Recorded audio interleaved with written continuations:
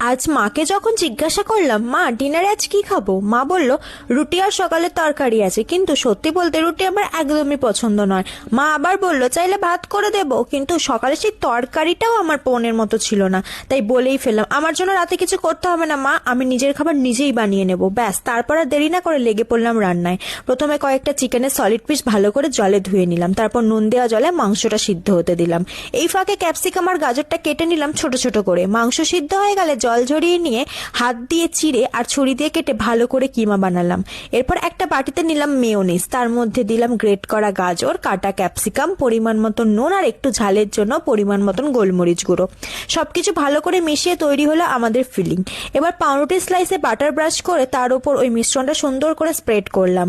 ওপরে দিলাম বেশ খানিকটা গ্রেট করা চিজ, তারপর আর একটা ওপর দিয়ে পাউরুটি চাপিয়ে 7 থেকে 10 মিনিট গরম করলাম যতক্ষণ না চিজটা গলছে। আর তৈরি হয়ে গেল আমার রাতের ডিনার। এইটাকে কি আমরা চিকেন চিজ স্যান্ডউইচ বলতে পারি? তোমরাই জানিয়ে যাও কমেন্ট করে।